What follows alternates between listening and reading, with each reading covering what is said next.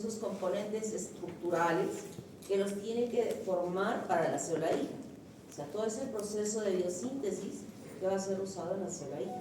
Y además hemos estudiado que en esa biosíntesis no solo es poder formar una nueva célula, sino además que se utiliza proteínas y toxinas, o sea, es una biosíntesis, porque la proteína es algo biológico, entonces la biosíntesis de todos aquellos elementos de daño que puede tener la bacteria cuando se produce la infección, ¿verdad? O sea, en resumen, es todo lo que hemos aprendido hasta ahora, lo han entendido, espero, y ahora en su libro, el día domingo, asumo que han leído también ya más para poder entender mejor, ¿verdad? Muy bien. Entonces, esa biosíntesis que ha tenido que ver tanto con la estructura, con la formación de la estructura, donde van a haber diversos componentes de esa estructura que ocasionan daño que son patógenos para el ser humano, y también aquella biosíntesis la vamos ahora a resumir, recordar para entender mejor en lo que vamos a explicar. Entonces, cuando se produce una infección, ¿qué significa que se produzca una infección? Es que un microorganismo ingrese en un cuerpo, ¿verdad? Que ingrese por cualquier mecanismo, que puede ser por vía inspiratoria, esto que han tenido ustedes cuando venían el microbús, y había ahí alguien estornudando y tosiendo y eliminando al medio ambiente sus virus, sus bacterias. ¿Qué han hecho ustedes? ¿Se han puesto siquiera su polito así para decir, a ver, respiraré, pero no va a meterse? No, se les va a lograr maquillar, ¿no? Entonces han estado inhalando. Las bacterias y los virus han ingresado por la vía inspiratoria, respiratoria. Han comido ayer su sándwich de hambre, no sé dónde, porque ya como les quedaba muy poquita plata, han tenido que ir a un carretillero medio sospechoso y por aquí ha podido meterse en la bacteria, ¿verdad? O cuando se tienen relaciones sexuales a través de las mucosas, pueden pasar también microorganismos.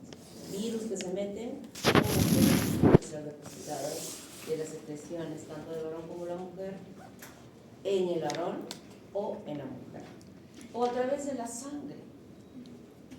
Las transfusiones sanguíneas definitivamente, lamentablemente, no hacemos todas las pruebas para evitar que a través de la sangre puedan pasar microorganismos. Si fuese así, si analizásemos todos los microorganismos que pueden pasar a través de la sangre, una unidad de sangre que ahora debe estar costando en la clínica de Arequipa, San Juan de Dios, de pronto 500 soles, no lo sé. Hace algunos años sabía que era 600, después 400, estoy estudiando 100, pero yo creo que debe ser más. No costaría 600 soles, sino costaría de repente hasta 800 a 1000 soles, si se llegasen a hacer todas las pruebas de aquellos microorganismos que nosotros sabemos que pueden pasarse a través de la sangre. Pero no es así. Solo hacemos acá en Arequipa HIV, HTLV1, HTLV2, sífilis, Chagas últimamente, hepatitis B, hepatitis C, 2 pruebas para hepatitis C. Eso es lo que hacemos, ¿no? Entonces imagínense, ya está, con lo que estoy diciendo ya ustedes están imaginándose los costos de esos exámenes. Si sumásemos a todo lo demás, sería muy costoso. Por eso no es recomendable que abiertamente hay que ponerle sangre, hay que ponerle sangre. Sí hay que ponerle sangre cuando realmente necesita el paciente. Y ya desde hoy les digo, y es mejor la autotransfusión. ¿Qué significa esto? Que si yo tengo una cirugía programada a futuro, o sea, me van a operar de algo y voy a necesitar sangre, y la programación es que no es urgente, sino puede durar un mes, me sacan mi propia sangre y se guarda para el momento. Y después de que me han sacado, esa paciente empieza a tomar hematínicos para subir su hemoglobina y al momento de la operación haber recuperado la hemoglobina y usar su misma sangre sin que haya la necesidad de que venga de otra persona. ¿Está claro? Hoy día han aprendido algo importante. Entonces, ya hemos visto que puede entrar por cualquier lado. Transfusiones, ya he dicho que puede entrar microorganismos, pero no hacemos todas las pruebas, pero sí de las más graves, ¿no? De las más graves. O también, cuando hablo de sangre, puede ser un herpes. Puede ser el arete que se ha puesto recientemente y no cuando éramos bebitos que se hace el huequito con el propio arete de oro. ¡Sas! Bebito, pobrecito, la bebita, ¿no? Pobrecita la bebita que da su grito, pero hay que ponerle un hielo detrás para que se congele la orejita y se le mete para que no le duele. Pero cuando ya son viejos, ¿quién les va a hacer? En cualquier otro lugar, ¿verdad? Con sus aretes acá en la nariz. Tatuajes. ¿Alguien tiene tatuajes? Cuidadito que estén haciendo tatuajes, ¿eh? En las manos, en los brazos, en sus piernas, o donde quiera háganse, pero acá, o acá, en el cuello. Dios mío, ¿cómo se hace todo eso? Mi generación y las que tal vez puedan seguir, no nos gusta ver a un médico que esté atendiéndonos con sus brazos así. Yo estoy segura que ustedes también. Yo creo que cuando yo tenga sus hijos no les va a gustar que un doctor con un arete acá, con un arete que esté aquí o que esté con tatuado, le entienda. ¿No? O sea, como que, sí, qué chévere, qué bonito, pero al momento de la realidad no nos gusta. Y esas son formas que podrían estar ingresando al organismo de nuestro organismo. Entonces, cuando la bacteria ingresa, cuando se produce la infección, va a venir ahora la capacidad de establecimiento, que se parece mucho cuando hemos hablado del medio de cultivo, ¿verdad? Sembramos, ¿se acuerdan de la curva de crecimiento de las bacterias? Se parecen mucho. O sea, es esa situación donde la bacteria se adapta al lugar donde ha ingresado. Pregunta, ¿es igual lo que sucede en el medio de cultivo con esa facilidad de que la bacteria encuentre todo su pH, temperatura, nutrientes, todo para adaptarse, que en el ser humano? ¿Quién me responde? Ya tengo mi listita, ¿eh? Me he hecho ayer mi listita. A ver esa niña. No es igual porque hay unas bacterias que detectan cuando salen de... Hay unas bacterias que detectan cuando salen del ambiente en que estaban. O sea, primero tienen una etapa de ambientación en donde ven qué tal es el medio en el que están. Por ejemplo, cuando entran a nuestro cuerpo y llegan a torrentes o viajan por torrentes sanguíneos, llegan a un lugar donde hay buenas nutrientes y todo, pasan de esa etapa de adaptación a comenzar a consumir estos nutrientes de nuestro cuerpo, que puede ser incluso de la superficie de las células o de los nutrientes que consumimos. Nosotros somos un excelente medio de cultivo. Recuerda que les he dicho que ya a Treponema pallidum se ha investigado y se ha investigado y se ha investigado y hasta hoy no se puede saber qué tiene nuestro cuerpo que permite el crecimiento del Treponema. O sea, nosotros somos lo mejor del medio de cultivo. ¿Quién me quería responder por allá? A ver. Bueno, justamente eso, doctora, que nosotros somos un gran medio de cultivo por el hecho de que tenemos casi todas las características que un agar, incluso mejor que los agares que hemos hecho, tienen, debido a los micronutrientes y macronutrientes que les podemos ofrecer a los mismos bacterias o microorganismos. Yo creo, doctora, que además de ser un buen medio de cultivo, pero también nosotros tenemos nuestro propio sistema inmunitario. Eso es lo que yo quería que me responda. Eso. Sistema inmunológico. ¿Ahí en el medio de cultivo? No. Ya han hecho sus 2 semanas de clases de inmunología. Primera clase de inmunología. ¿En qué consiste el sistema inmune? Es defendernos de todo lo extraño que pueda ingresar a nuestro cuerpo y lo malo que se pueda formar dentro de nuestro cuerpo. Ejemplo.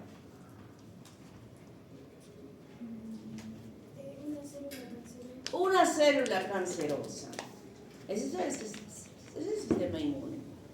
Defendernos de todo lo extraño que ingrese y defendernos de lo malo que se esté produciendo dentro de nuestro cuerpo. Entonces no es igual.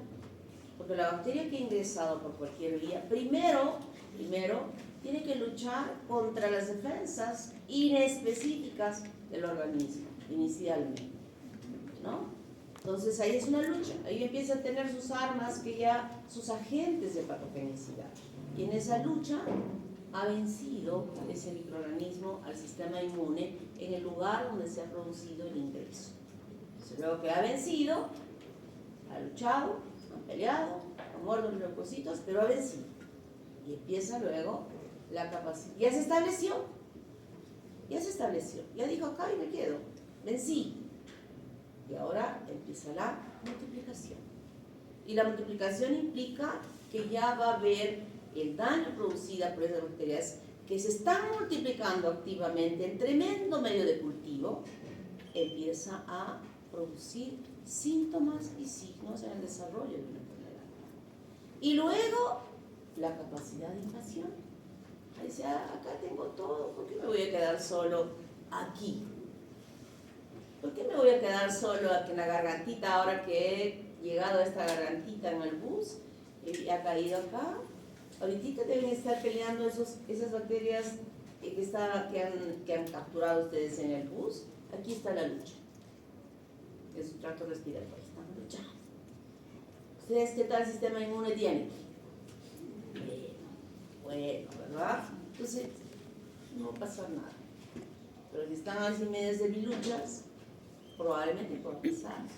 Y de estar aquí, todavía va a comprometer a esto. Las amígdalas. Se produce una faringitis con una amigdalitis. Si esa persona que ha estado en el bus no son ustedes, sino es una persona de unos 45 años o 50, y acá se va a pasar para acá. Traqueitis. Si es de 60, a los bronquios. Y si es de 70, hasta le puede dar una neumonía. Su sistema inmune ya no tiene la capacidad de poder pelearse con las bacterias. Y ellas hacen esto. Van avanzando. Tremendo medio de cultivo inagotable. ¿Cuándo se agotará ese medio de cultivo humano? Cuando se muere. ¿Verdad? Cuando se muere. Entonces las defensas van a servir mientras haya un sistema inmune bueno que contrarreste este establecimiento, que evite que se establezca, que la destruya. Cuando la destruye, ya obviamente quién se va a multiplicar y quién va a ocasionar daño y quién va a ocasionar enfermedad. No va a haber. ¿Está claro? Y entonces, ¿qué elementos tiene la bacteria para dificultar la fagocitosis? Inicialmente, porque al principio hemos visto que tiene que establecerse. Y para establecerse tiene que evitar ser fagocitada. Y tiene esto, lo mejor de lo mejor de lo mejor. Ya lo hemos estudiado la cápsula. Y otras sustancias mucosas. A esta cápsula le llamamos antígeno K o antígeno B. Y hemos estudiado que el antígeno K solo en una bacteria es polipéptido y en el resto son polisacáridos. Y esa secuencia de polisacáridos son diferentes, no es una sola secuencia para todas las bacterias que tienen cápsula. Hemos visto que no, porque esa secuencia diferente incluso permite clasificar en diversos serotipos y biotipos, ¿verdad? Y con numeraciones, en los grandes laboratorios se dan numeraciones. Escherichia coli K1H7 o 157. Esa es una bacteria clasificada de Escherichia coli y usamos justamente esa. Este se llama antígeno K o antígeno B de virulencia. Componentes de la pared celular que evitan la fagocitosis. Les dije, hay algunas bacterias que esto lo vamos a estudiar la próxima semana ya cuando estudiemos estafilococo. Proteína M, proteína A, que es una capita sobre la capa de peptidoglucanos que cubre la bacteria y que evita ser fagocitada. El antígeno O, esa capa de polisacáridos de las bacterias relativas, evita que puedan ser fagocitadas. El factor lípido A evita que puedan ser fagocitadas. Toxinas. Cuando digo toxinas y enzimas, es la biosíntesis de esa bacteria, no de un componente estructural, sino de estas sustancias que las elabora, que son sus armas, para poder expulsarlas externamente fuera de la célula para ocasionar daño. Leucocidina, toxina A, estreptolicinas, inactivan, alteran la estabilidad de membrana de los leucocitos, evitando que puedan cumplir su función. Enzimas, coagulasa. Esta es una enzima propia del Staphylococcus aureus. La lesión típica del Staphylococcus aureus es el absceso. Y ya sabemos que es un absceso, ¿verdad? Es una lesión circunscrita, rodeadita, cerradita, generalmente redondita, y dentro hay pus. Entonces, en la parte periférica de esta lesión, la coagulasa coagula. Y al coagularla es como una capsulita que evita que los leucocitos puedan meterse dentro de ella. Y no solo ello, evita que los antimicrobianos que pueda estar tomando una persona puedan penetrar dentro de ella. O sea, el antimicrobiano no va a resolver un absceso, jamás.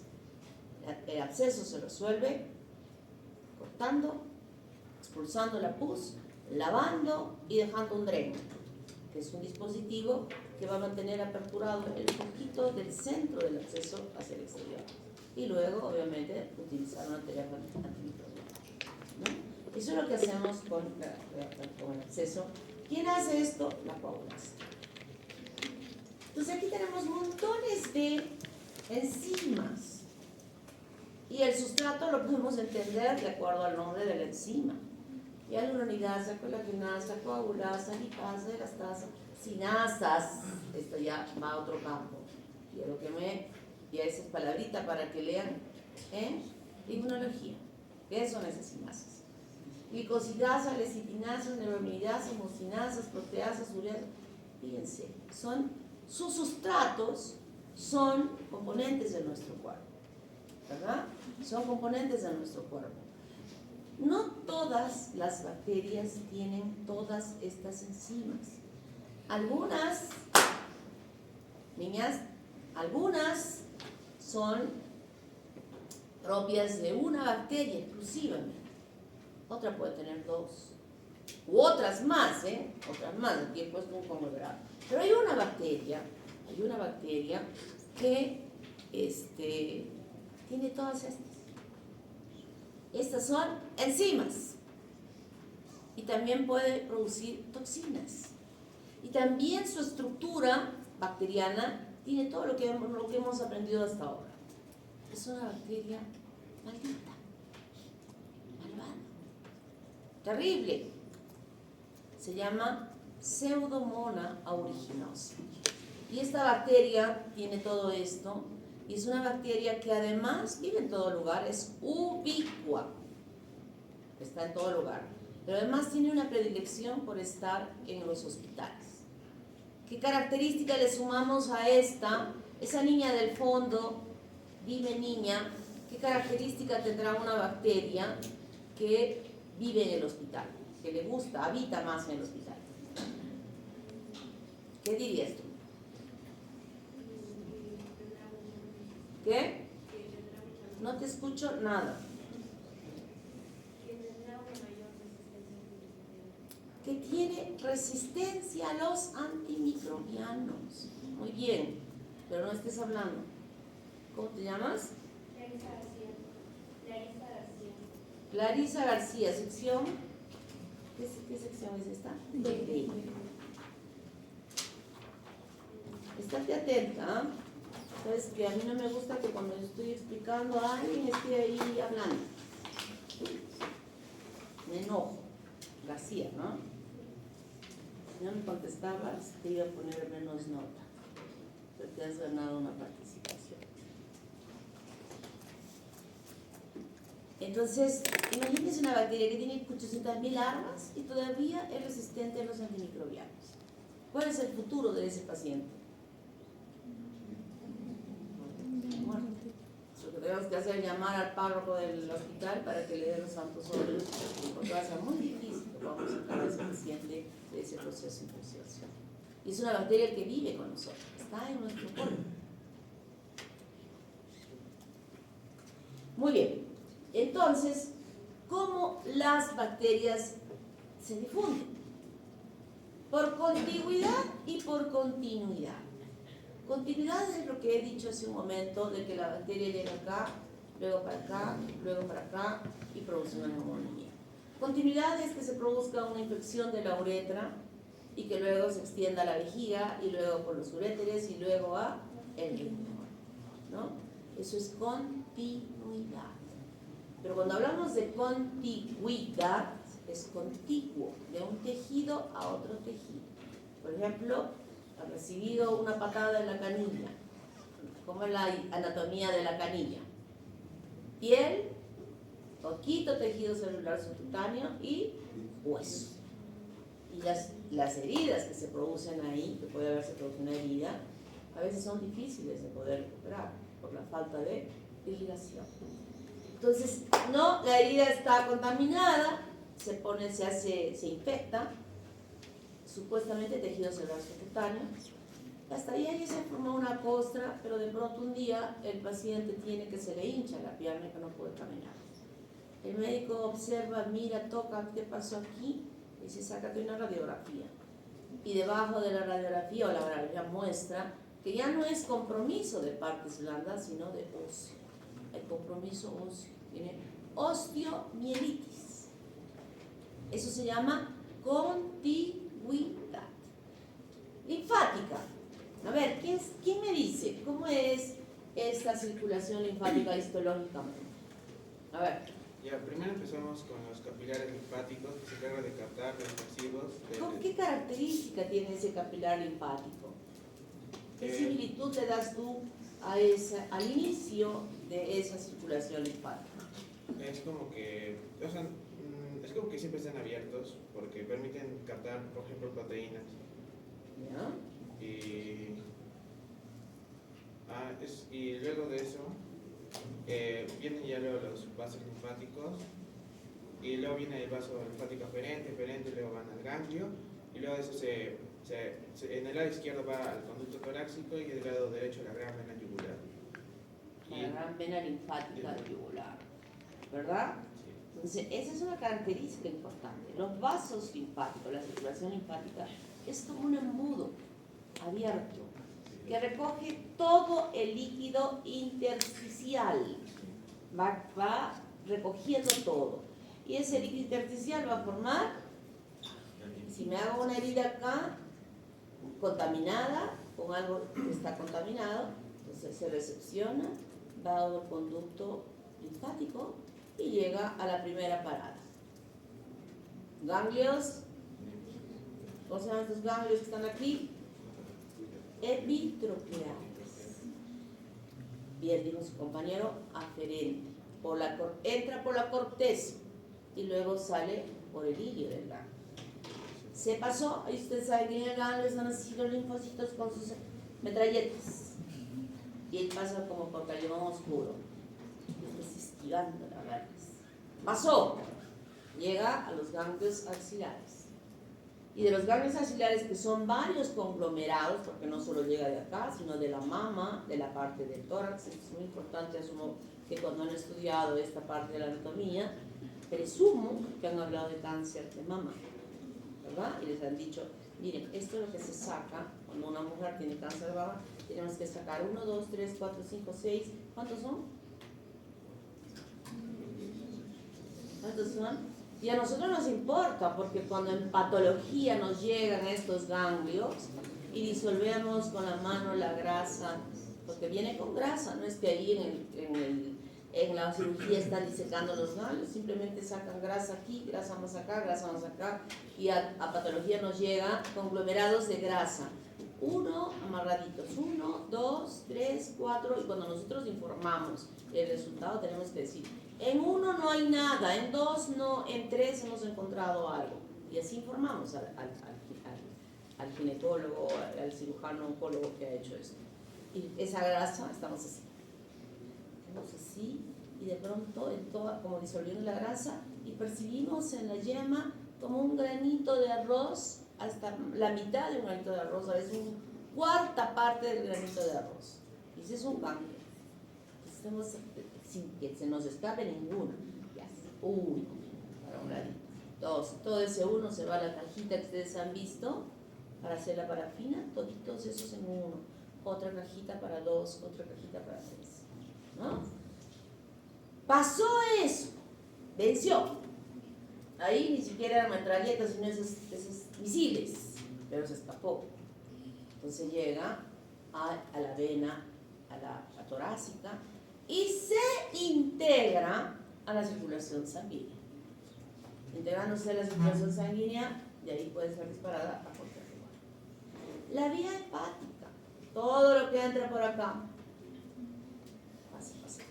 pasa, y hemos dicho que se degradan los nutrientes, y conjuntamente con esas moléculas más pequeñas, aquellas bacterias que han ingresado, que no han podido ser destruidas a nivel, porque también por todo lado hay, acuérdense en la histología, nódulos linfáticos, ¿verdad? Nódulos, esos nódulos están, no, a ver, me está esperando acá, no. Igual también hay ese sistema linfático que está llevando a esos nódulos.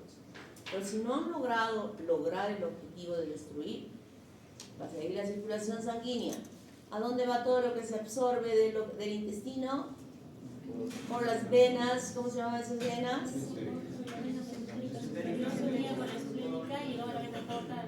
Vena. Todas van a llegar a la vena porta para pasar el hígado. ¿Le van a dejar algo a las de Kupfer? No pudieron.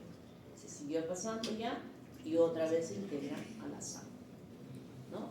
Otra forma de adquirir las infecciones. Doctor, pero en ese sería un poquito más delicado debido a que del hígado se activaría la vena cava inferior y eso directamente al corazón. ¿Ese es un poquito más vamos a hacer por ahí? Depende del hino. Acá me olvidaba de decir, de hablar de inóculo.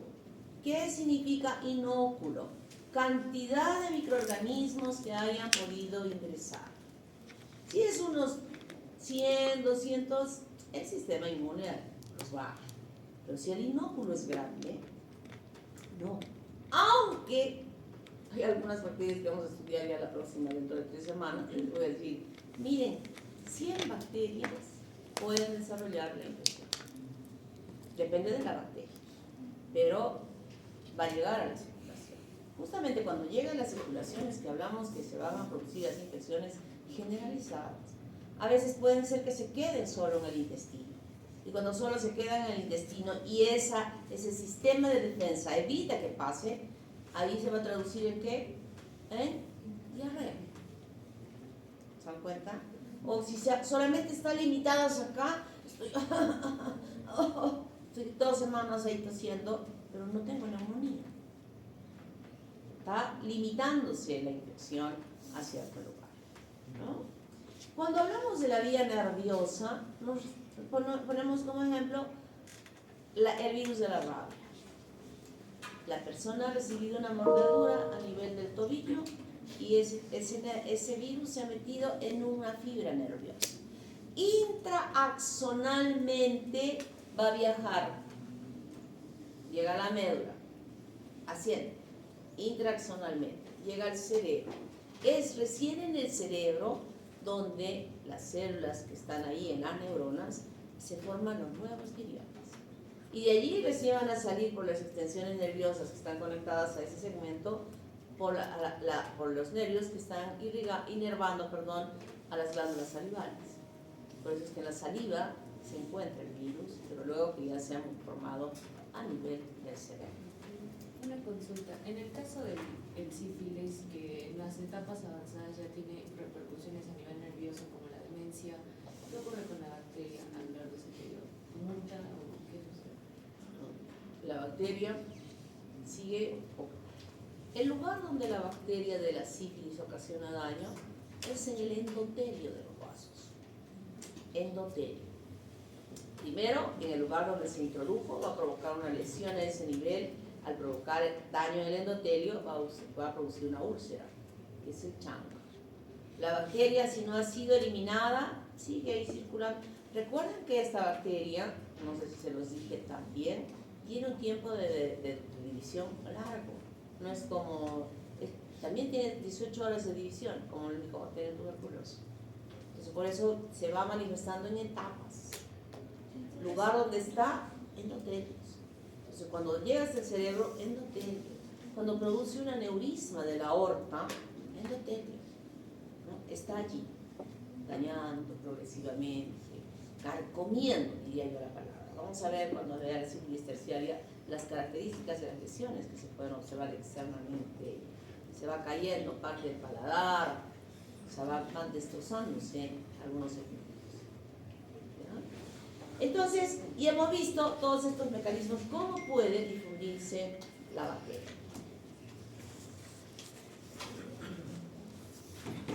¿Qué factores, cuál es la clasificación de los factores? ¿Cómo interviene el proceso infeccioso? Para ese establecimiento, primero al ingresar ha tenido que adherirse. Mientras no hay adherencia, no hay establecimiento. Y para eso utiliza las fimbrias o las proteínas que las bacterias pueden tener en su superficie. Luego produce enzimas que destruyen el tejido, permitiendo que ingrese la bacteria. Que se disemine factores de virulencia relacionados con la evasión, facilitando que no sean fagocitados. Adaptación y evasión de los mecanismos de defensa. La cápsula es un buen mecanismo que tiene la bacteria para evitar ser fagocitado. Las inmunoglobulina proteasas. ¿Dónde normalmente se encuentran las inmunoglobulinas A? En la mucosa. En las mucosas, ¿verdad? En las mucosas. Entonces, cuando se produce, la bacteria produce aquellas bacterias que ingresan a nivel de las mucosas, tubo digestivo, respiratorio, puede producir estas proteasas que inhiben la acción de los anticuerpos y favorecen su establecimiento. A nivel local, producen enzimas histolíticas o hidrolíticas. Esto se refiere a enzimas que destruyen los tejidos. Por ejemplo, la hialuronidasa o la colagenasa, que destruye el ácido hialurónico y el colágeno, que normalmente está en los tejidos. Y además de ella, pueden producir toxinas que actúan a nivel del lugar donde se produjo la infección, y toxinas que produciéndose en ese lugar pueden a través de la sangre llegar a otros lugares. Hemos hablado del Clostridium tetani en la clase pasada, ¿verdad? Entonces, en el lugar donde se produjo la infección, donde la espora se quitó su abrigo de cuero y se volvió una célula vegetativa y empezó a multiplicarse, en ese proceso la multiplicación daña el tejido, produce un proceso infeccioso a ese nivel. Y ya la acción de la toxina misma ya empieza a actuar en el lugar, como que el músculo estuviera duro, pero luego esa toxina llega a través de la sangre a todas las uniones neuromusculares del músculo esquelético del cuerpo, provocando parálisis espástica, ¿verdad? Entonces no solamente actúan, hay perfringes, por ejemplo, Clostridium perfringens, no solamente esa bacteria, su toxina es a nivel local, o sea, destruye en el lugar donde se está produciendo la infección, pero no viaja a distancia. En cambio, la del tétanos sí viaja a distancia, y vamos a ver otras también. Entonces, aquí hay diferentes clases de adhesinas, las fimbrias que ya habíamos estudiado, y que las características de cada una de estas proteínas que forman las fimbrias, que son la pilina, pueden tener diferentes secuencias, y esto lo vamos a estudiar nosotros independientemente cuando estemos estudiando bacteria por bacteria.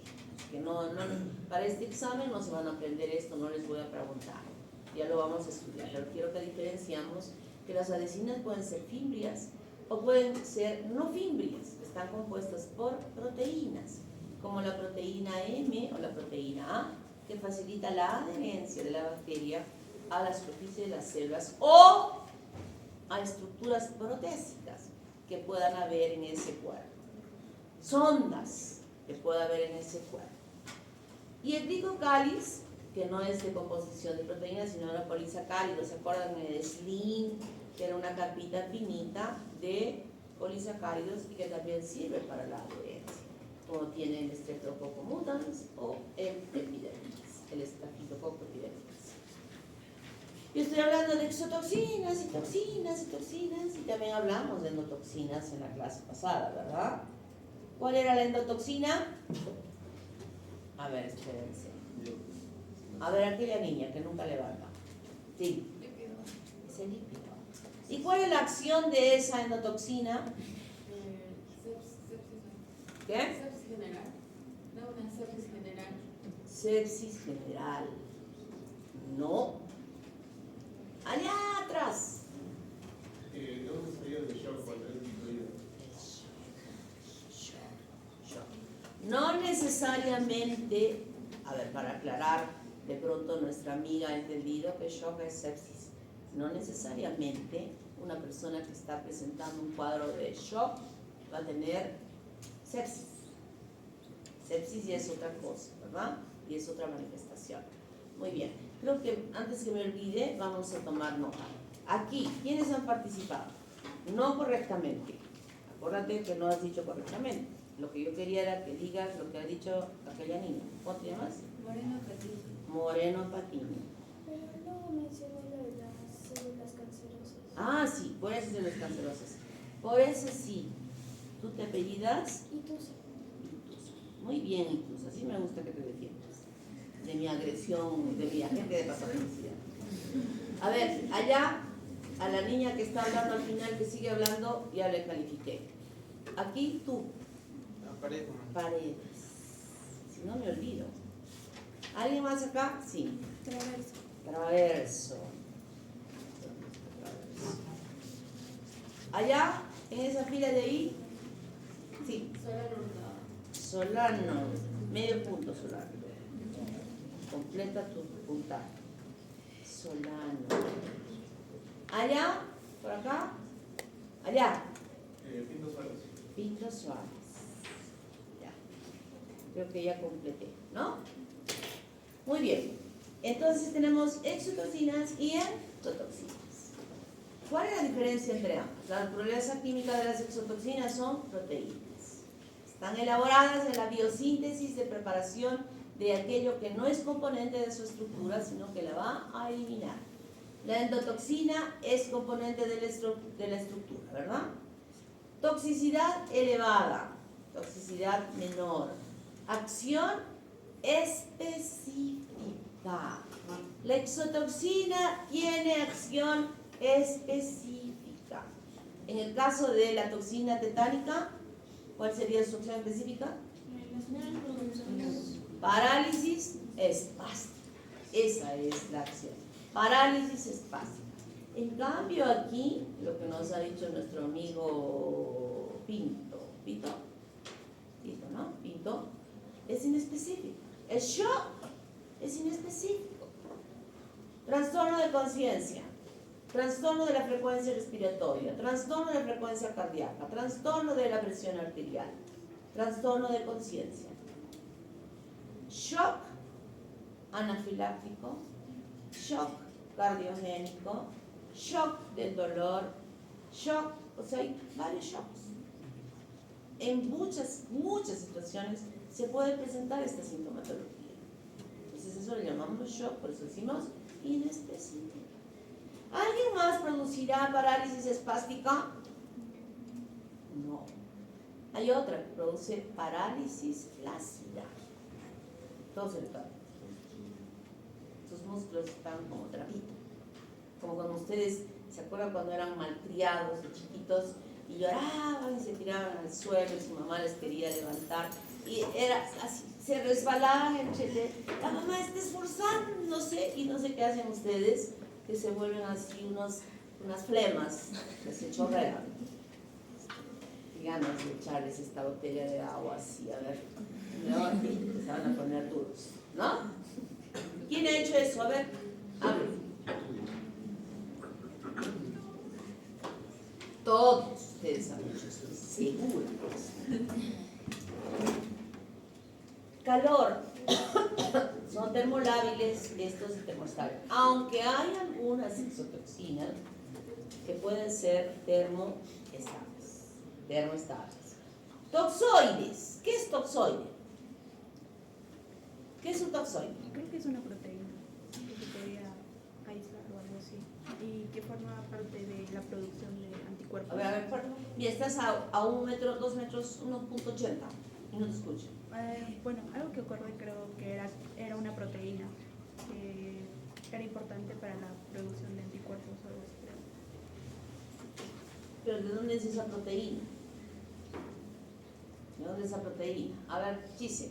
O sea, es como una toxina inactivada, pero tiene la capacidad antígena, entonces podemos usarla para, por ejemplo, las vacunas, porque va a ayudar a reconocer a la toxina sin que ésta haga daño y para ello estar preparados por si en algún momento llega la toxina que genere daño. Es la toxina, ¿qué características tiene la toxina químicas? Es una proteína. Entonces esa toxina es aislada, que esa proteína es aislada, y al ser aislada se le quita, además que cuando la toxina produce daño al huésped, no es pues, si hablamos de gramos, si hablamos de kilos, mejor para que entendamos, no es que sea 1 kilo, son cientos de kilos que se van a traducir en esa acción.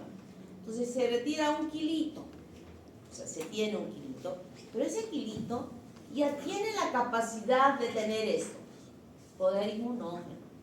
Y el poder inmunógeno se traduce en la producción de anticuerpos. ¿Está claro? Y estos anticuerpos van a ser los que van a contrarrestar la acción tóxica de esta toxina cuando esté presente en otras circunstancias. Entonces, ¿de dónde vamos a sacar ahora los anticuerpos? ¿Puedo prepararlos, elaborarlos en el laboratorio anticuerpos? ¿Pueden elaborar anticuerpos en el laboratorio? Lo que sí se puede hacer es que... ¿Sí no? No se puede. No. Los anticuerpos no se pueden elaborar en el cuerpo. Lo que se hace es, quien hace anticuerpos es un ser vivo. Entonces le inyectamos la proteinita de la toxina a la ratita, al conejito, al caballo, inyectamos.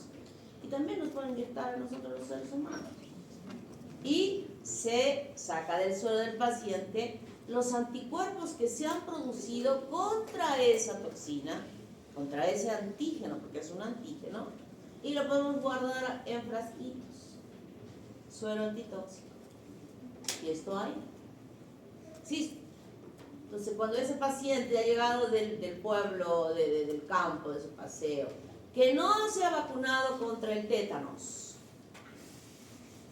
¿Ustedes están vacunados contra el tétanos? Sí. La DPT, que han recibido 3 dosis. Difteria, pertussis, tétanos. Pero ustedes van a ir, hay que averiguar si están vacunando contra el tétanos para tener un refuerzo, para que cuando vayan a hacer su serum pueden estar expuestos en esos pueblos a que haya la posibilidad de infectarse. Entonces mejor hacen un refuerzo de tétanos, que lo han hecho el año pasado, que estaba vacunando. Entonces decimos que la exotoxina tiene toxoide, sí, no. El poder inmunógeno es elevadísimo, acá nada. ¿Qué va a haber? Nada. ¿Pueden ser neutralizados por los anticuerpos? Sí. Entonces ese que viene con la herida, dice, ¿te ha vacunado? No. Le hace buena lavada de la herida, bien lavadito, se instila el anticuerpo ahí en la herida, se pincha en los laditos esta solución, se inyecta y se vacuna. Entonces de esa manera evitamos la posibilidad que esta persona pueda llegar a desarrollar una infección. Bacterias productoras, las gram positivas y las gram negativas, en cambio aquí solo la gram negativa, que es el líquido A, o sea, está en la estructura de la bacteria gram. Muchas toxinas que las vamos a estudiar cuando estemos estudiando cada una de estas bacterias. La célula diana es aquella célula donde actúa la toxina. Por ejemplo, difteria. La toxina diftérica, que es producida por el Corynebacterium diphtheriae, sus células dianas son muchas. ¿Cuál es el mecanismo de acción de esta toxina? En resumen, detener la síntesis proteica. El resultado de no sintetizar proteínas, el resultado es que haya necrosis. Y se necrosa aquí, la orofaringe, se forma como una membrana blanquecina adherida firmemente. Cuando nosotros queremos retirar, sangra abruptamente y luego va hinchándose, cerrando la pasada de oxígeno y el paciente tiene cuello de toro. Y no solamente actúa acá, sino que puede llegar hasta el corazón. Las células ya han dicho cualquiera, puede llegar a riñón, donde va a producir necrosis de este tejido. Hace algunos años hubo una niña con su abuela que llegaron de Lima, de la selva Lima, de esos pastos, no recuerdo bien ese nombre, ¿cómo se llama? Los sectores donde viven en la selva, ¿cómo le llaman? Los caseríos. ¿Qué? caseríos, esa bendita palabra se me olvida siempre, los caseríos, donde no ha llegado ninguna vacuna, pero se les ocurrió llegar a Lima. El hecho de que no tengamos difteria en la ciudad, porque estamos vacunados, no significa que en la garganta de algunos de ustedes o mi garganta puede haber el bacilo de la difteria. Entonces esta gente sin vacuna llegó a Lima, la niña probablemente salió de compra o algo y empezó a desarrollar el cuadro. Tratada inicialmente como faringitis, tus gargaritas, aquí qué raro, y progresivamente iba mal. Cuando ya estaba mal la llevaron al hospital y dijeron, ¿qué es esto? Le abrieron la boca y estaba esa como una nata blanca en su faringe. Todos los médicos ¡zas!, se metieron su mascarilla, porque en ese tiempo no había COVID, se pusieron la mascarilla, asustados, espantados, hicieron el estudio, difteria. Todo ese distrito donde estaba alojada la niña, hicieron un cerco epidemiológico que vacunaron a todas las personas que habitaban en ese lugar. La abuela empezó a sentir también, pero felizmente, como había el antecedente del conocimiento, la abuela se salvó, pero la niña murió, ¿no? Entonces, es grave, sí, y expuesta a las personas que no se vacunan. En estos caseríos aislados, ¿qué va a llegar la vacuna? Esa vacuna tiene que seguir la cadena del frío. Todavía en la selva, ¿qué cadena del frío va a haber? ¿No? O sí, enfermedad difteria. De shock tóxico, producida por Staphylococcus aureus. Uno de los daños del Staphylococcus aureus. La célula diana, las células T, los macrófagos, aquí ya tienen para leer algo más, provoca la producción de citoquinas por las células T. El resultado, síndrome del shock tóxico. Una niña que se va a la peluquería se lasea el pelo, toda bonita, se pone su vestido porque tiene un matrimonio. Matrimonio del mediodía, está menstruando. Ay, ¿cómo voy a estar cambiándome la toalla? En mi carterita no va a entrar mi toalla higiénica, mejor me voy a poner un tampón para que me. Se pone el tampón, feliz, baile que te baila, toma que te toma, y después termina el matrimonio a las 10 de la noche y es en un grupito, la clásica, ¿no? Vámonos a la discoteca, se van ahí a otro lado a seguir tomando, llega a su casa a las 4 de la mañana, mal, y ni siquiera se acuerda que estaba menstruando. Se duerme y la mamá dice, ay, esta hija mía, ¿cómo llega tan tarde? Bueno, que siga durmiendo. Pero ya es mediodía. Oye, despiértate, ya es mediodía, ¿hasta qué hora vas a dormir? La niña la voltea por usted y está mal. Le echan, oye, piensa que está borracha, piensan que la han pepeado, pero está mal. Entonces, como no despierta, la llevan inmediatamente al hospital y la mamá dice, a mi hijita la han pepeado, que mire, que no sé qué, que no sé cuánto. Y ahí, signos vitales, ¿no? ¿Sí? Fiebre. Aquí no hay nada de pepeo, aquí hay algo más. Cuando llega una mujer en esas condiciones al hospital, no podemos dejar de evaluar la parte ginecológica, jamás. Señora, vamos a evaluar a su hija. No, mi hija es virgen, no pueden tocarla por ningún lado. Señora, tenemos que hacerlo, porque puede ser que ese sea el origen. Hasta la que la convencen a la mamá de que le haga un examen ginecológico a la hija, ¿no? Venga, señora, para que usted misma vea que nos estamos haciendo un examen. Apenas le ponen posición ginecológica a la niña, ven que de la vagina está saliendo unos filamentos blanquitos, que es el dispositivo es como esta botella que está con sus filamentitos que salen hacia afuera para retirar el tampón vaginal, y cuando sale está todo, ya ni siquiera está rojo, está medio plomizo. ¿Qué ha pasado ahí? ¿Cada cuánto tiempo puede cambiarse este dispositivo? La toalla pueden haber 6 horas, por decir, pero el tampón 3-4 horas afuera, 3-4 horas afuera, porque hay este riesgo que esta bacteria empiece a producir la toxina TSST1 desde el shock tóxico y ocasionar este cuadro que puede ser mortal.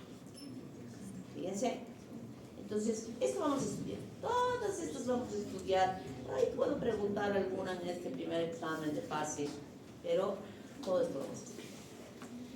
¿Cómo contribuyen estas exotoxinas? Pueden ser preformadas, Staphylococcus aureus. Se van al estadio a verlo al vergarcito que ha ganado la última vez y al mediodía de hambre, porque han ido solo sin almorzar, solo con desayuno. En el tiempo se van detrás de las gradas donde venden unos sanguchones de este tamaño, ¿no? Salsa de rocoto, mayonesa, mostaza, ketchup, aceitunas, felices.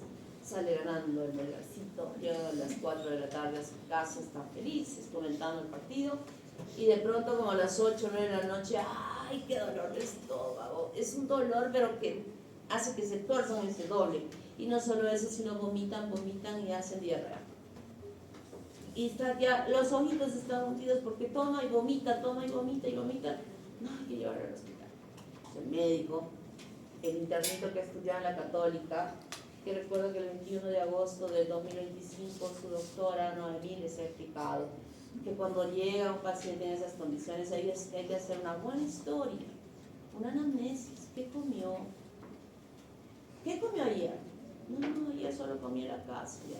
No es fuente de la casa. Y hoy fui al estadio y ya, rápido, el IA de su cerebro dice, corto tiempo de ingesta a manifestación del cuadro no es la bacteria, es una toxina. Entonces inmediatamente le damos un antihistamínico, está vomitando, ya no le vamos a hidratar por acá porque lo va a vomitar, le ponemos la vía, lo tenemos ahí en observación hasta el día siguiente hidratándolo y ya se va a la casa. ¿Qué comió? ¿Comió bacteria? Tal vez, pero ¿qué es lo que le hizo daño? La toxina. Que ya estaba en esa salsa con todo el calor del mediodía, ni siquiera le cambiaron para ese día, de repente les quedó algo del día anterior y se los echaron en el sándwich, ¿no? Colonización de la herida o mucosa seguida de producción de exotoxina, lo que hemos conversado hace un momentito sobre el Clostridium beta. Colonización de la herida seguida por la producción de exotoxinas e invasión bacteriana. Aquí hablamos usualmente de, por ejemplo, Clostridium perfringens. Destruye el tejido, hace que el tejido se necrosa y facilita que otros microorganismos se sumen a la infección y hagan el cuadro clínico mucho más grave. Nuestro organismo no es estéril. No es estéril, en el sentido no de que tener hijos o no tener hijos, estoy refiriendo ya a la presencia o no presencia de microorganismos. Y ustedes lo han comprobado, han corroborado que a nivel de su boca hay microorganismos.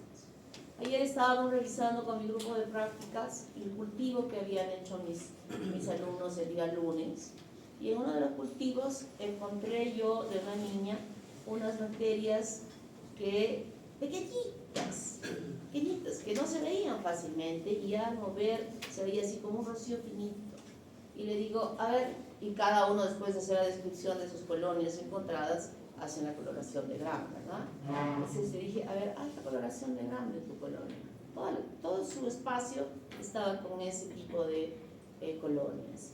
Y cuando hizo la coloración, me encantó, me fascinó muchísimo porque vimos estreptococo, un enmarañado de estreptococo que usualmente no se ve en cultivos sólidos. Yo puedo ver esos enmarañados cuando cultivo el estreptococo en líquido, en un medio de cultivo líquido, pero no en sólido. Salió hermosa, ¿verdad? Entonces le preguntamos, ¿y tienes alguna molestia en tu garganta?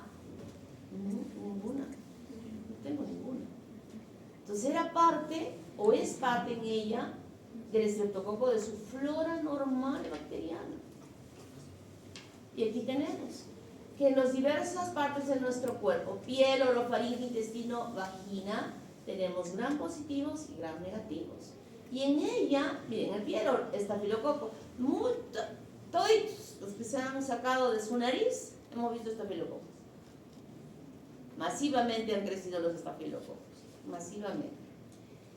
De bacilos propionibacterium, estos generalmente están implicados en el desarrollo asociado de los forúnculos.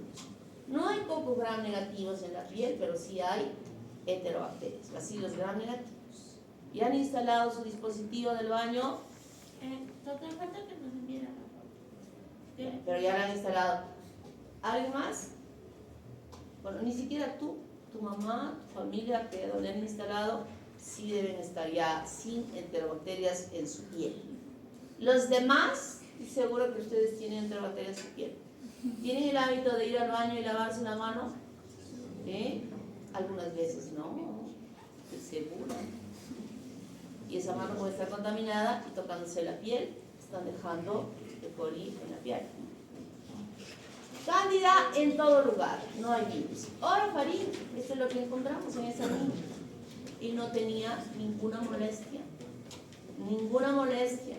Corynebacterium puede estar, Branarella puede estar, es un diplococo gram negativo, Haemophilus también, Cándida dije siempre, herpes virus, adenovirus.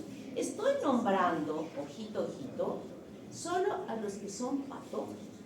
Porque ustedes han visto 800.000 bacterias en su boca. O sea, aquí no nos alcanzaría papel, diapositivas para decir no.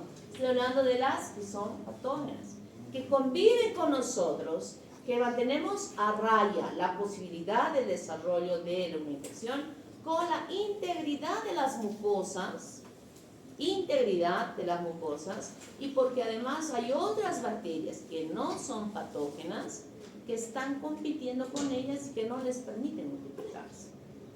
Pero ¿cuándo le va a producir una faringitis a esa niña, por ejemplo, que le hemos encontrado un montón la presencia de estreptococo? Si es que tiene una gripe, un resfriado, que va a alterar la superficie de la mucosa. Entonces ya es como que le hubiera quitado su capita protectora y las bacterias, todos esos gusanos, hemos visto increíbles gusanos ayer, así estaban bañados, los estreptococos, hermosa la lámina. Si quieren, pregunten quienes hacen el H404 prácticas, ¿quiénes hacen? Díganle a su profesor, no, los que no hacen conmigo, sino con otros profesores. Díganle a su profesor de ahí, doctor, dice que hay una laminita que dice Streptococcus orofaringe. A ver, puede usted enfocar para ver, que les enfoquen para ver y se van a quedar maravillados de lo que se observa en esa laminita. Entonces, esa bacteria puede actuar si es que previamente se ha dañado la mucosa, ¿no? Para que facilite. Y algunas incluso a nivel del intestino, estas enterobacterias son buenas que estén ahí, porque elaboran una vitamina, que es la vitamina K, para la producción, Escherichia coli utiliza los pigmentos biliares para formar la vitamina K en ese intestino. O sea que no hay que mirarlas mal. Aquí en la vagina, los lactobacillus, gracias lactobacillus que estás ahí, ¿verdad? Para provocar este pH ácido de protección de nuestra vagina, en nosotras las mujeres. Y evitar así que otras bacterias que existen como estos anaerobios o como la cándida, puedan proliferar y ocasionar enfermedad. ¿Alguna pregunta hasta aquí? ¿Está clarito? Dime. Doctora, todos los que mencionó ahora que están en la flora serían microorganismos oportunistas. Estas. No necesariamente. No necesariamente. O sea, ¿cuándo llamamos a una bacteria oportunista? Cuando es una bacteria que está esperando que haya alguna situación para empezar a desarrollar un cuadro clínico infeccioso. Por ejemplo, ¿a quién le llamamos oportunista? A la bacteria esta que les he dicho agresiva, mala, malévola, a la pseudomonas. Esa es una bacteria oportunista. Está ahí en el hospital, están pasando los enfermos, pasando, pero de pronto hay un paciente que llega un gran quemado. Y el gran quemado es que todo su cuerpo está expuesto, no tiene piel. Ustedes saben las funciones de la piel, de protección, ¿verdad? Con todas las características histológicas de protección. Pero si ya no hay esa protección, todo él se convierte en un medio de cultivo para poder infectar. Está todo expuesto. Entonces, esa bacteria es oportunista. Porque en una persona sana, es difícil en una persona sana que se produzca una infección. O también puede producir infecciones urinarias en pacientes, ¿quién? ¿Cualquier mujer puede hacer una infección urinaria por pseudomonas? No. Mujeres diabéticas. Donde sabemos que la diabetes es una enfermedad que altera el sistema de defensa de la persona, ¿no? A ese se le llama oportunista. Bueno, entonces vamos a hablar ahora sobre un tema importante que es algo que hemos estado hablando nosotros en las prácticas de esta semana, son los antimicrobianos.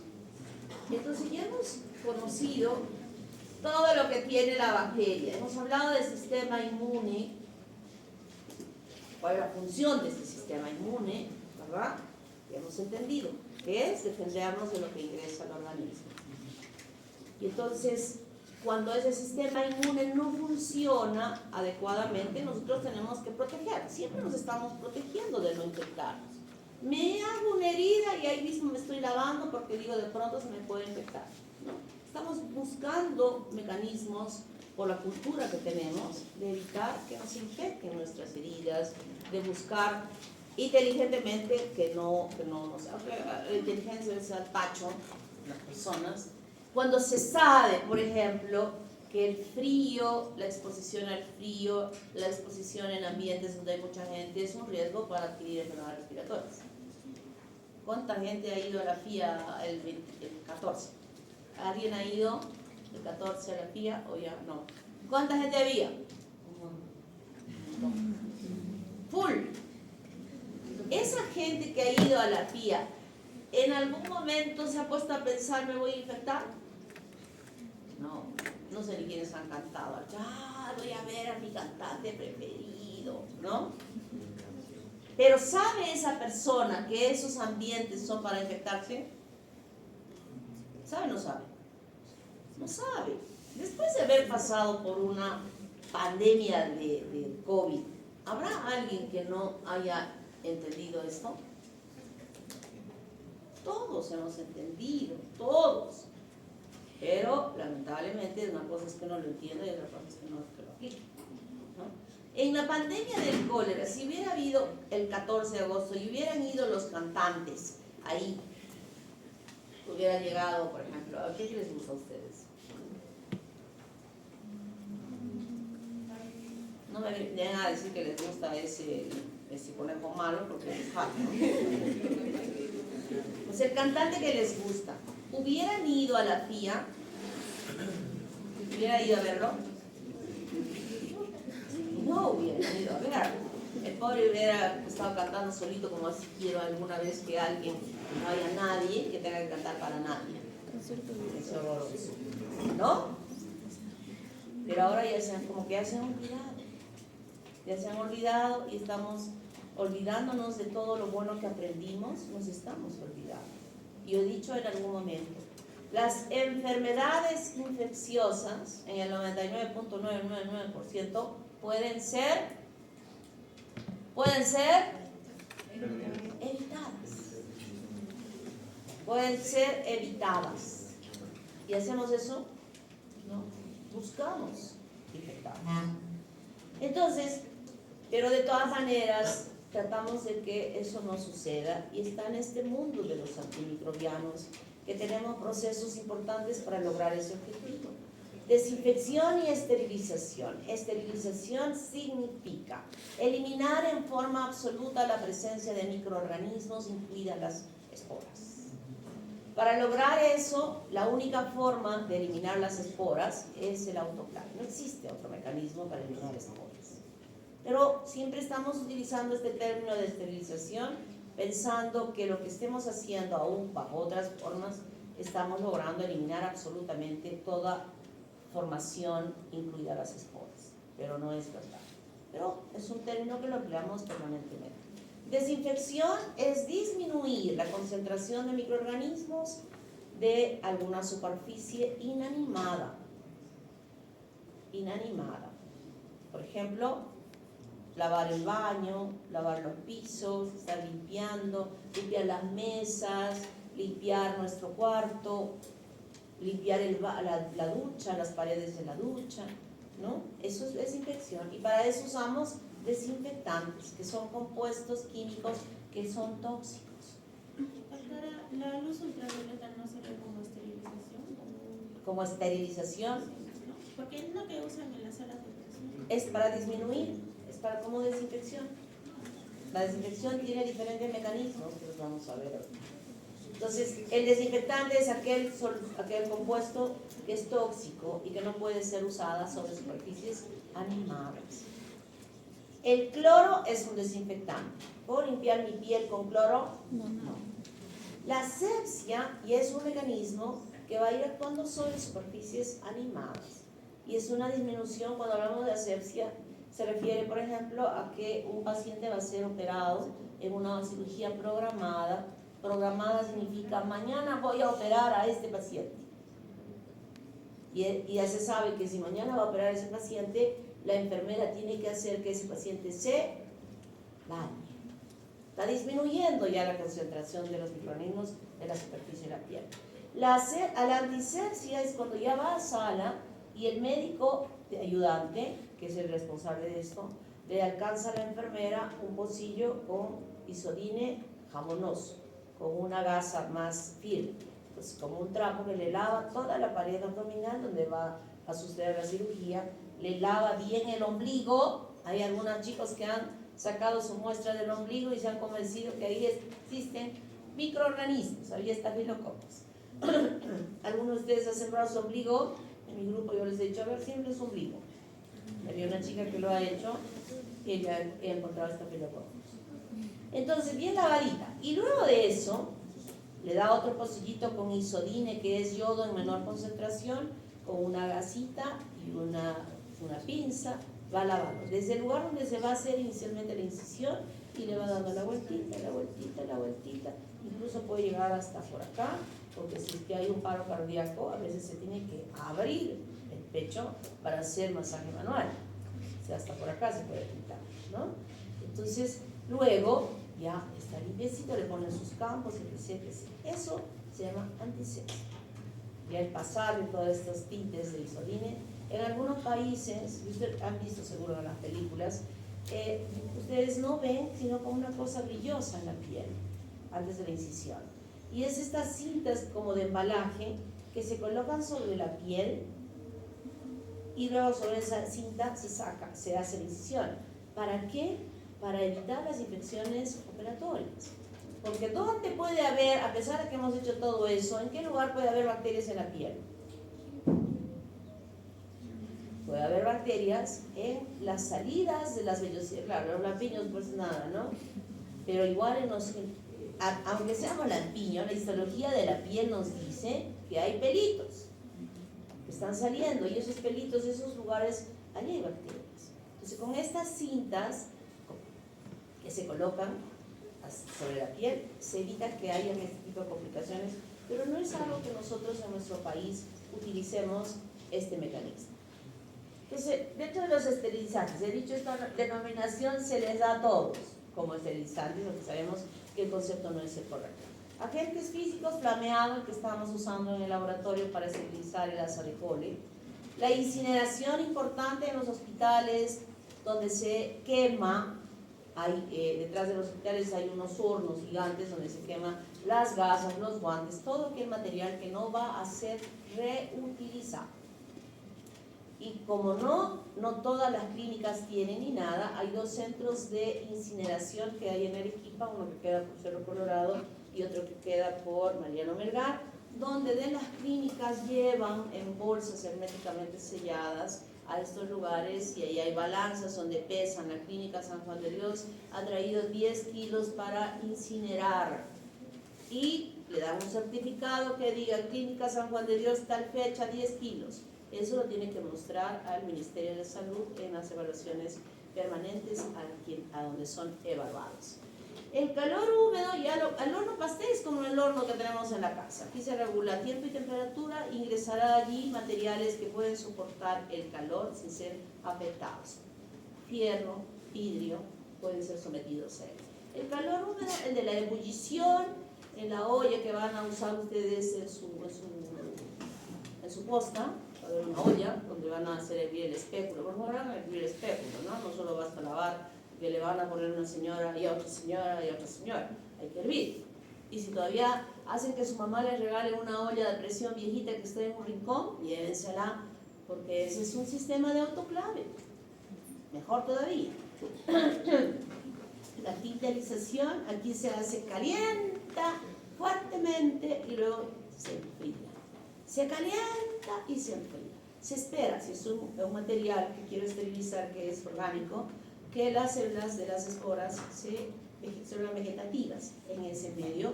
Entonces se vuelven vegetativas, las esterilizamos quemando, haciendo hervir, calentando y otra vez y otra vez y otra vez hasta agotar todas las esporas. La luz ultravioleta, como decía nuestra amiga, se utiliza en las salas quirúrgicas y en los laboratorios microbiológicos también. Se enciende en la noche para tratar de eliminar los microorganismos que están en el ambiente y que podrían caer a esa cavidad abdominal que se ha abierto para una cirugía. Las radiaciones ionizantes tienen este mismo concepto. La filtración es sumamente importante. Este es el mecanismo de esterilización que se utiliza en la industria farmacéutica, donde se hace atravesar el material a través de microporos que permiten el pasaje del compuesto del medicamento y evita que pasen los microorganismos. Porque estos medicamentos no pueden ser sometidos a autoclave ni a calor porque podría alterarse la composición química del medicamento. Entonces en la industria farmacéutica se utiliza este sistema. Agentes químicos, todas estas sustancias, y esta fue la que fue el boom casi al final de la pandemia, que se sostiene hasta ahora, más barato y mejor incluso que la lejía, y que siguen vendiendo en estas tiendas grandes como Sodimac y esos sitios.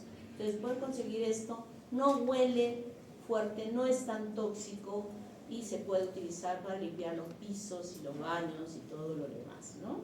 Muy bueno. La pasteurización y lo que se hace con la leche. Temperaturas que permitan ebullir poquito, tiempos largos, que no se chorree la leche esa toda que ustedes han hecho rebalsar toda la vida cuando han hecho hervir leche en la casa mirando su celular. Oye, mira la leche. Ay, mamá, sí estoy mirando. Se fue la leche, medio litro fuera, ¿no? Eso no se puede emplear, por ejemplo, en la leche Gloria, en la fábrica. Imagínense, tremendos depósitos. ¿Quién va a levantar? Se sube con escalera para llenar la leche. Entonces ahí se sostiene una temperatura larga, pero que está así burbujeando suavemente sin que llegue a ebullir. Desinfectantes y antisépticos, ya he dicho, desinfectante se usa sobre superficies inanimadas que son tóxicas y antisépticos en superficies animadas. De estas sustancias pueden ser algunas comportarse como desinfectante y antiséptico, por ejemplo el alcohol, ¿no? Podemos echar en nuestra piel y también usamos para esterilizar. Algo que es importante que toda persona debe tener en su botiquín es esto: los derivados yodados. No al 100% porque es muy tóxico para la piel, pero en su forma de isodine es vital que haya. Mata hongos, mata virus, mata bacterias. Si hay alguien que se hizo una herida en la casa, inmediatamente lavar con mucha agua y con agüita con sal, mejor aún, y luego pintar con el isodine. Dolerá, pero no se va a infectar. Esos niños que llegan de la calle, toda su rodilla raspada, ¿no? Lavar, sacar las piedritas que hayan podido quedar ahí, lavar, chillará, gritará, pero escuchen esto: cuanto más grite un niño, mejor, porque estamos haciendo un buen trabajo, porque cuando quede alguna piedrita, algo ahí, se va a infectar. Entonces, si le lavamos bien lavadita la rodilla y luego le echamos isodine, al día siguiente va a estar un poco rojito y le va a doler, pero va a secar y no se va a infectar. La clorexina, muy buena, por ejemplo, lo usamos para hacer los colutorios orales, buenísima, que podemos pasarnos un poquito, sí, pero no lo podemos tomar, ¿verdad? Entonces todo esto que estoy hablando es externo, para hacer una curación externa. Pero ¿y qué hay con lo que se mete dentro? ¿No? Tomar un litro de clorexina para matar la bacteria, ahí sí voy a tener complicaciones porque va a ser tóxico, ¿verdad? Entonces, ese sistema inmune buenísimo en ustedes, que la faringitis les va a llegar hasta por acá, y ya no va a haber traqueitis, ¿no? Puede ser. Hay muchos que se curan sin haber tomado nada. Están no un día ni 2 días, pueden estar hasta 2 semanas, pero ahí están luchando el sistema inmune con la bacteria hasta que finalmente vence, ustedes vence y se resuelve. Mamá, me duele, sigue haciendo ganas. No debes tomar antibióticos porque me han dicho que mata la sangre, ¿no? Siempre las mamás dicen eso. Pero mamá, tengo examen, estoy mal. No, sigue con tus ganas. Pero no, pues, o sea, imagínense si a mí me da algo que gracias a Dios todo el semestre pasado he enfermado. No, solo mi rodilla que me anda molestando. Pero de aquí, no he faltado por aquí, para nada. Primera persona vacunada en la universidad contra la influenza, yo. Le dije a la enfermera, pobre de ti que no me avises, porque el año pasado no me avisó y me enfermé. ¿Cuántos de ustedes han estado enfermos el semestre pasado? Y ahora mismo, y yo acá. ¿Nadie me ha contagiado? Nadie me ha contagiado.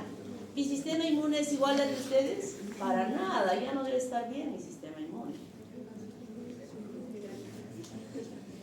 Entonces, cuando las personas ya no funcionan, en el caso de ustedes que tienen que tomar antibióticos, claro que sí. Yo no soy la opinión de su mamá porque tienen que estudiar si puedo cortar con algo que se va a resolver en 2 o 3 días frente a 15 días. ¿Qué va a pasar? Estoy hablando de lo correcto, de la medicación correcta. No estoy diciendo que van a usar una terapia de amplio espectro, sino lo correcto, así, tácitamente específico. Y acortar la enfermedad. Entonces, todo lo que no va a poderse por sí mismo, el organismo, defenderse y controlar la infección, necesitamos ayuda. Esto le llamamos los antimicrobianos, que van a ingresar dentro de nuestro cuerpo por cualquier de las formas que puedan ingresar. Sobre Fleming ya hemos hablado, ¿verdad? Y entonces aquí tenemos este concepto. Yo le llamo antimicrobianos porque incluye a los antibióticos y a los quimioterápicos. ¿Qué diferencia hay acá? Que el antibiótico se forma de un ser vivo, llámese bacteria o hongo, del cual se ha formado esa medicación que va a poder destruir a los microorganismos.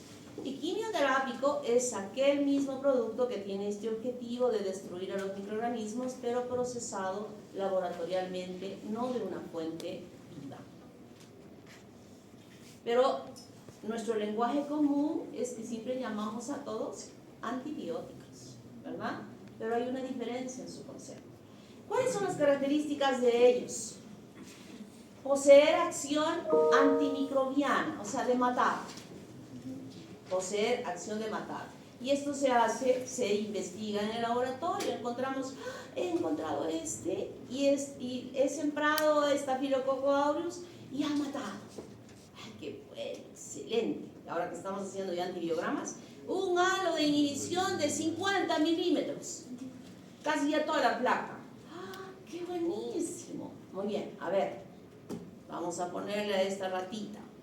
Le ponemos a la ratita y la ratita al día siguiente, sangre la ratita porque le ha perforado el intestino, le ha producido hemorragia. Su riñón ha fallado, su hígado murió. ¡Ah! No podemos usar. Entonces vamos a empezar a bajar la concentración, y hacer las pruebas hasta dónde bajo en concentración y que siga formando, no pues un halo de 50, tampoco, un halo que sea respetable de acuerdo a cuánto no le permitió crecer, 20 milímetros. Así que he logrado hasta ahí. A ver, vamos a probar la ratita. La ratita, igualita. Orina sangre, se murió. Se murió la ratita. Bajan un poquito más y ya no se forma el halo, solo de 10 milímetros. ¿Sirve ese antimicrobiano? No sirve. In vitro sirvió, pero ¿quién nos interesa in vitro? Vamos a usar en la persona, ¿verdad? Entonces ya vamos probando y encontramos que sí, hay un buen halo y la ratita bien, muy bien. Ahora vamos a los otros conejillos de indias. La gente de los países tercermundistas, ¿no? Ahí empieza a usarse. Y empieza a investigar qué le produjo. De 100 personas le ha producido nefrotoxicidad a uno. De 100 personas le ha dado gastritis. De 100 personas empieza a encontrar una serie de cosas que en ese papelito que está en la cajita con letras de pulga, que yo ni las puedo ver, ni siquiera con lentes, y hay que poner una lupa para ver lo que dice, ahí está toditito, hay que leer, hay que saber. Se ponen así letra de pulga para que, ¿quién lee esto? Y ese quien lee esto, ustedes tienen que aprender. Porque yo no voy a darle a un paciente que tiene insuficiencia renal crónica una medicación que ahí en chiquititito dice no usar en pacientes que tienen insuficiencia crónica porque puede agravar el daño renal. O sea, no esperen que eso esté con tamaño 8 siquiera. Ese va a estar con tamaño 1 para ver con lupa. ¿Se dan cuenta? Entonces, cuando ven que ya solo uno de 100, uno de 200, entonces ya se expende a las personas la medicación. ¿Qué características le encontramos? Que tenga acción antimicrobiana, que sea activo sobre los microorganismos a baja concentración, que presente mínima toxicidad para el huésped. Esas son las características que debe lograrse con estos antimicrobianos. Y su origen puede ser natural o biológico y se llamarán, ¿cómo se llamarán esos medicamentos? Antibióticos. Bacillus, polymyxina, streptomyces, chloramphenicol, pseudomonas, los monobacterios. Del penicillium, Fleming encontró la penicilina, el cephalosporum, la cephalosporina, de la micromonospora, la gentamicina. Sintéticos, esto es lo que se hace en el laboratorio y tiene diferentes síntesis químicas. Los semisintéticos, la penicilina no se puede absorber por vía oral. La penicilina no se absorbe por vía oral, solo se puede aplicar por vía intramuscular o endovenosa. Pero para que pueda ser absorbida por vía oral, se le ha cambiado la composición sobre la base de la penicilina para crear, por ejemplo, ampicilina o amoxicilina. Pero es penicilina. Es penicilina. ¿Por qué estoy ratificando esto? Porque si una persona tiene alergia a la penicilina, no puede tomar ni usar ningún tipo de derivados de la penicilina porque igualmente le puede producir alergia, shock anafiláctico, muerte del paciente. ¿Está claro? O sea, aquí con la penicilina, ya les he dicho el otro día, la penicilina es una bendita droga, buenísima, buenísima. 800 años y sigue siendo buenísima. Lo único malo es que puede haber esta reacción de shock de anafilaxia, que hay que estar siempre, siempre alertas, atentos. Es muy peligroso, muy peligroso. La gente se puede morir con la penicilina. Una amiga mía estuvo mal de la garganta, estaba mal, o sea, mal con el proceso respiratorio, y su esposo, que es médico también, le estaba poniendo en las inyecciones de penicilina. Ni siquiera era la primera, ya había recibido como 5, y en la sexta le ponen la inyección y él se da la vuelta para poner la agujita en el seguro y siente que su esposa le llama por su nombre y cuando se da la vuelta se está cayendo. Felizmente que vivía acá cerca. Él tenía alguna cosa en su casa para poder atenderla, nada. Tenía nada, solo le había puesto la inyección. Y mientras tanto llamaron al hospital del seguro de Yanaguara, la montó él en el carro, salió volando, ya la estaban esperando, que estaba yendo una paciente, su esposa que trabajaba en ese hospital también, y ya en la mesa ya estaban con la adrenalina para clavársela ahí y le salvaron la vida. Entonces la penicilina hay que tener cuidado. Ustedes son estudiantes de medicina y la vecina, la tía, todo el mundo, ponme esta inyeccióncita, póngale, tú ya sabes poner. No, nunca pongan nada. Ni siquiera vitaminas. Uno no sabe la sensibilidad de cada persona. Niéguense. Consejo de un conejo. Niéguense. ¿No? A mí me dicen de todo, no me importa, pero yo no pongo. A lo único que pongo es a mi esposo, a ver si de hecho. Pero tengan cuidado. Tengan cuidado. Doctora, ¿no sería bueno hacer los exámenes de alergia a los niños antes de colocarlos? Eso es lo que debe hacerse siempre. Una prueba de sensibilidad que siempre la hacen en el hospital cuando uno va a colocarse. ¿Y cuándo es el post? Y cuando ustedes hagan, ahí también deben hacer. Porque a mí me pusieron como 4 de penicilina. Entonces, ¿qué suele pasar para prevenir eso? Que se aplica la penicilina con corticoides. siempre se forma la penicilina con corticoide y de esa manera se evita que pueda desarrollarse la reacción. Es que no te estés poniendo la penicilina así libremente. Si No, yo soy alérgica. Ya. ¿La penicilina? Sí. Jamás debes siquiera oler la penicilina. Mis papás eran alérgicos, yo no era tanto hasta que me pusieron 4 inyecciones y me salieron ronchas. Ya está. Nunca más. Se acabó. Penicilina para ti. Nunca más. Clasificación por el efecto antimicrobiano, bacteriostático. ¿Qué significa? Detiene la multiplicación de las bacterias. Y es el sistema inmunológico que empieza a fagocitar. Bactericida, destruye a la bacteria, la rompe, la lisa. De estas dos, si un paciente con SIDA necesita por una infección, ¿cuál de las dos debe usar? Los bactericidas, porque su sistema inmunológico ya no puede fagocitar, no tiene. Por el espectro amplio, mata bacterias gram positivas, gram negativas, mata todo. De espectro intermedio, mata a las bacterias gram negativas, mata a las bacterias gram positivas. De espectro reducido, solo mata a las bacterias del Mycobacterium tuberculoso. Estructura química variadísima. Indicación clínica. Sabemos nosotros que podemos usar para una faringitis. Por ejemplo, ¿qué se suele usar en las faringitis?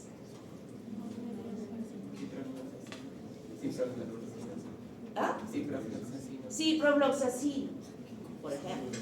¿Qué podemos usar para la infección urinaria?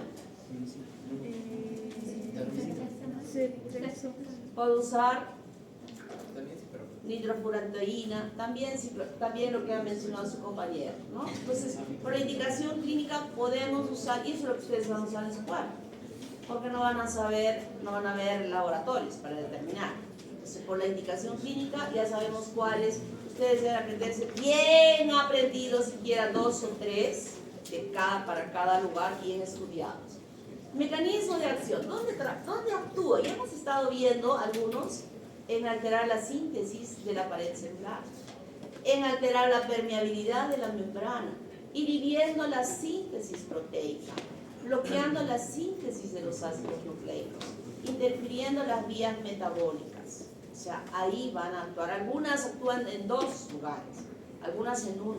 Y van a, de esa manera, contribuir a que la bacteria sea destruida y no siga produciendo la infección. Y esta es la clasificación antimicrobiana por la estructura química. Montones que vamos a estudiar cuando estemos desarrollando los casos clínicos. Ahí vamos a estudiar independientemente a cada uno de ellos.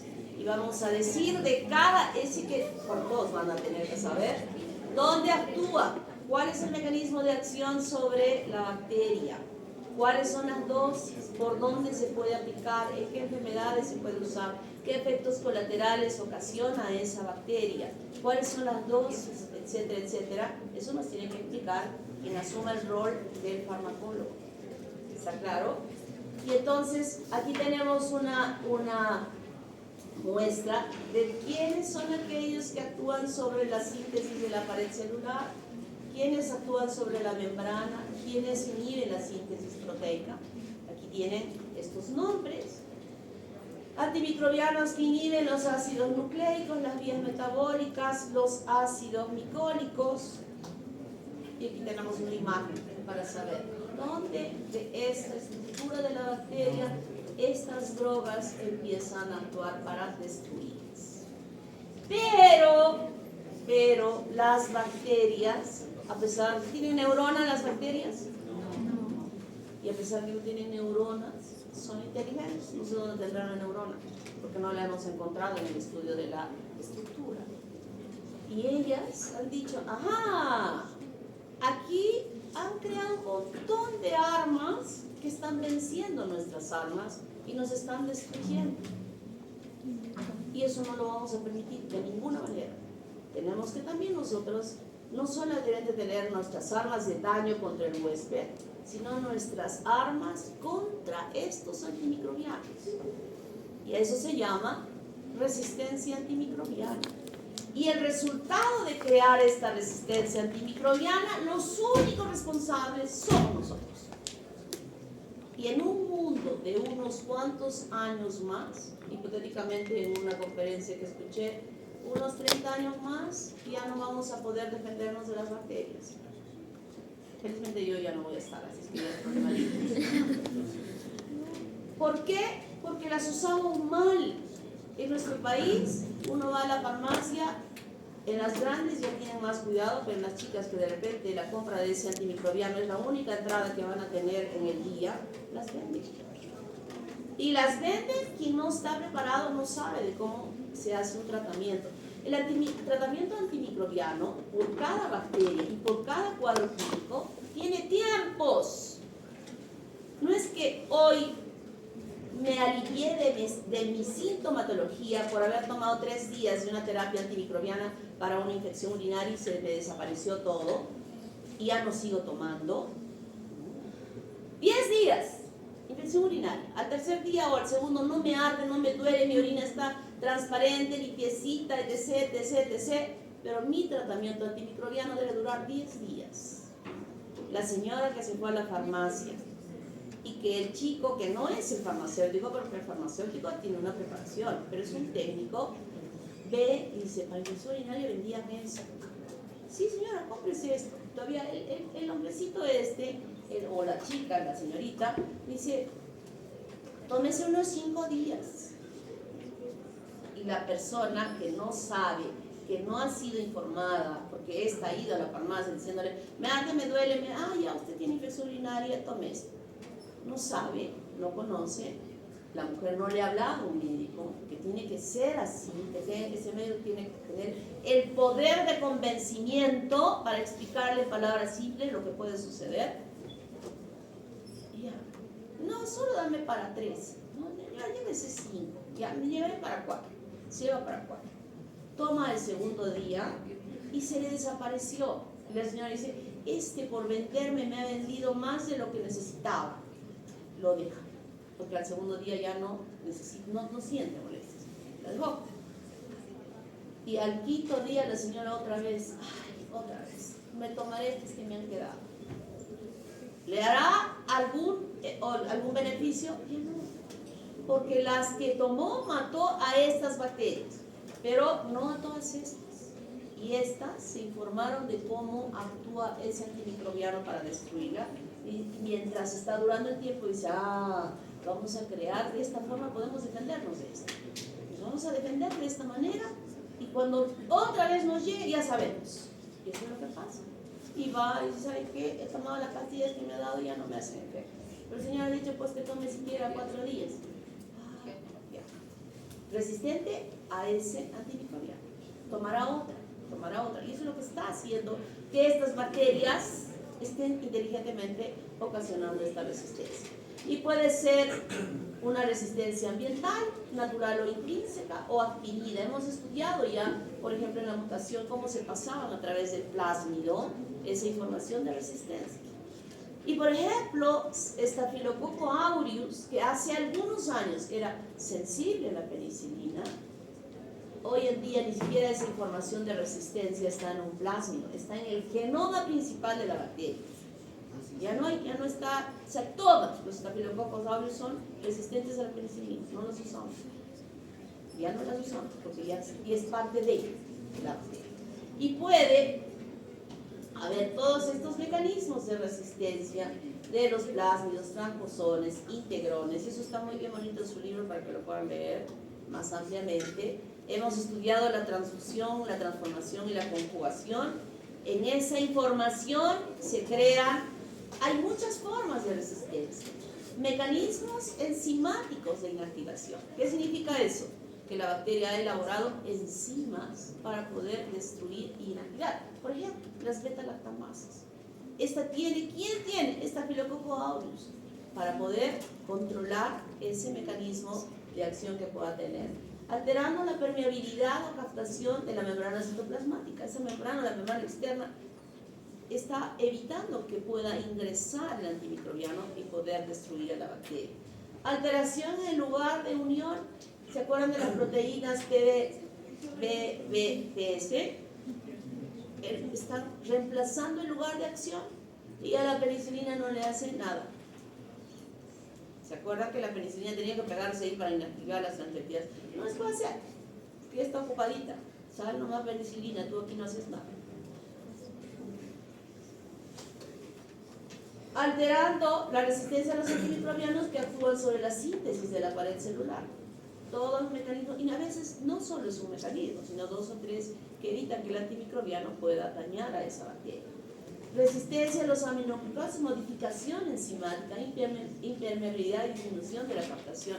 O sea, hay diferentes mecanismos que ha creado la bacteria para evitar que los antimicrobianos los puedan destruir. Y entonces, nosotros, cuando hagamos las clases, ya en los casos clínicos, miren aquí tienen toda esa información, ustedes nos van a decir, además de decir dónde actúa ese antimicrobiano, van a decir qué mecanismos de resistencia tienen las bacterias a ese antimicrobiano. ¿Está claro?